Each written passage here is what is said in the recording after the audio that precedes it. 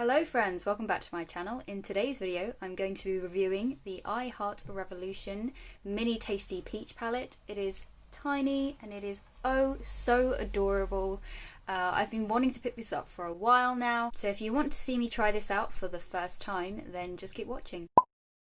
Alright, so let's go over some of the product details first. So this palette retails for £6 on Superdrug or on the Revolution Beauty website. This palette is also cruelty free and vegan. They do actually have a big version of this, the normal tasty peach palette, which is £10, and that one also has really beautiful shades in it, but I just gravitate towards smaller palettes more, so I just grabbed this one. This palette has 8 shades, 3 of which are mattes and 5 are shimmers. This palette has an array of gorgeous peachy coral mattes and really reflective shimmers. So you've got some gold and bronzy shimmers as well as these really nice pinky purple shimmers as well. One thing that I do want to mention is that out of the 8 shades in this palette, 5 of them are marked as pressed pigments that are not to be used in the immediate eye area. So this information is on the palette itself. It's marked with asterisks, and you've got this eye sort of diagram with a cross over it, and it's also on the carton that it comes in as well. However, I wasn't able to find this information on the Revolution website or on Superdrug. I just wanted to put that out there and make it clear to you guys, so that can help you inform your decision as to whether to buy this or not. I know that this is something that Colourpop does quite often, where in their 12-pan palettes they'll have shades that are not meant to be used for the immediate eye area, and then they just sort of label their palettes as pressed powder palettes and not actual eyeshadows. And I think from what I found researching this online is that the reason why they do that is because some of the pigments that they use aren't approved by the FDA in America. I think it had something to do with maybe possible staining of the eyes. So I'm not sure whether this is why Revolution have done this, but that could be a possible reason. I actually have another pigment palette from Revolution, which is their Fantasy Dragon Makeup Pigment Palette. I personally have never had an issue with using these pigments, or ones that have been labelled as not for use in the immediate eye area, so I'm pretty comfortable with using these 5 shades that are labelled as that on my eyes. However, if you don't feel comfortable doing that, or you feel like it's a risk that you don't want to take, then I just wanted to let you know so that you can be informed and not get it if you like to avoid those. I think that's everything that I wanted to let you know about the product and details, so let's get on to actually trying the palette and how I got this look. So we'll move on to that, and then I will come back at the end to wrap things up. So I guess I'll go in with this peachy coral shade first. Going to put that on the outer edge. Oh wow, that's pretty pigmented already. That's blending out pretty easily. It's not patchy at all. So that's the first shade down, where I used this one. Really pretty. Really liking how that's looking. Let's go in with some of the brown next, I think. Oh, okay, so that shade has a decent amount of kick up in the pan. That didn't happen with this coral shade, so this one's clearly a bit messier to work with. I'll just be sure to tap that off. I'm just going to put that in this outer edge here and see if I can get any sort of depth with it.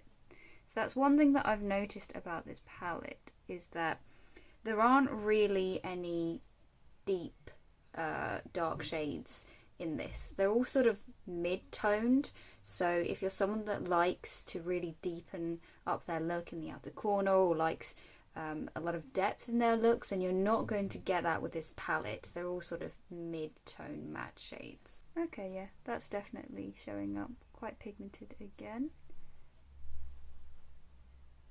I don't want to add too much of the brown because I still want this look to be predominantly coral and peachy. I mean, that did add some depth, I will say. Not a lot, but there is a bit of dimension coming through. I'd say these shades are blending out really easily. There's no patchiness or anything. I've still just been using the same brush all along, and it's looking pretty effortless. Alright, let's try using some of the last matte shade, which is this deeper sort of rusty orange brown. Let's just add it to the same bit and see if it will do anything. Yeah, not really adding any extra depth, but I think that's just a limitation of the shades in the palette, to be honest. Right, next I'm just going to go in with a clean blending brush. It's a little bit stained, and just go over the edges to make sure there's no harsh lines. And then I like to go in with an even bigger, fluffier brush and just really sweep out the outer edges. Okay, I'm just going to go in with a pencil brush, take a bit of that coral shade and put some on the lower lash line out here. Alright, and then let's move on to the most exciting part, the shimmers. So there's 5 of them, so a lot of choice. So I definitely think I do want to use these like pinky ones down here and then maybe save the gold and the more bronze for another time. So I'm going to go in with this purpley pink one first. Well, let's see how it applies with a brush first. I have a feeling that these shimmers will be best applied with a finger though, because they do look like iHeartRevolution's chunkier shimmer formula. I think I'm going to just do it in the center because I want to use some of the lighter ones closer to the middle of the eye. Ooh, look at that. Wow, that is gorgeous. Wow, that looks amazing. That is so reflective. Okay, but I still want to go in with a finger and see if I can amp it up a bit more. Oh, it looks so beautiful. Okay, yeah, I mean, that's expected. With a finger, you can pack it on more and it looks even more opaque and reflective. Let's try the lighter pink shimmer that's next to it, and I'll put that on the inner third. So I'll use my pinky finger for a bit more precision and we'll just pat that here.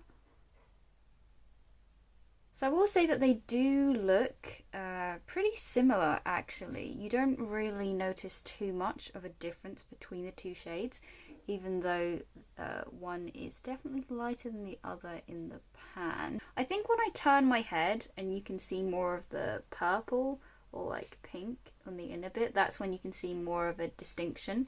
But when the light is shining straight at it, and it's reflecting, they do look quite similar. And then we'll try this shimmer on the inner corner. It kind of looks a bit like a champagne shade, I guess, right in this bit. Oh, that is blinding.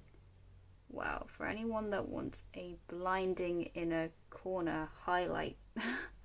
Yeah, this might just be the brightest inner corner that I have ever had, and I am loving every single moment of it. So I'm going to go and curl my eyelashes, put on mascara, do the rest of my face, and then I will be right back.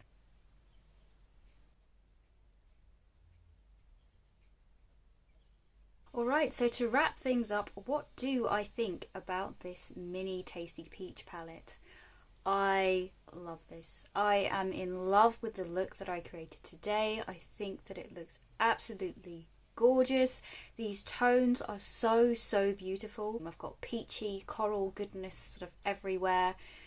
It's wonderful, but I knew that I liked the colour scheme before I got this palette anyway. Aside from the colour scheme, the mattes are pigmented. They're really easy to blend and to work with. I didn't have to buff it out for very long. The shimmers are so stunning and reflective. I mean, I think you guys can see and they speak for themselves just how reflective and foiled they are. I definitely see myself reaching for this and using this in the future. I really do want to try these gold and more bronze shades. I'm so excited because if they're anything like these 3 shimmers that I tried today, they will be simply stunning. One drawback I would say is that these 3 mattes are all sort of mid-tone mattes, so if you are someone that likes a lot of depth in your look. You can get some depth with this brown here. I did layer it up a bit and there is a decent amount of dimension, but if you're someone that likes to really deepen up their looks a lot, then there isn't a really dark brown or black in this palette to do that for you. But if you're fine with this sort of level of dimension and depth, then I think you'll really enjoy this palette. If you like this colour scheme, you're a fan of these ultra reflective shimmers and pigmented easy to blend mattes, then I'd say yeah, go for it. Alright, so that's everything I have today. Thank you so much for watching. If you liked it, give me a like, comment, subscribe, and I will see you in my next video. Bye!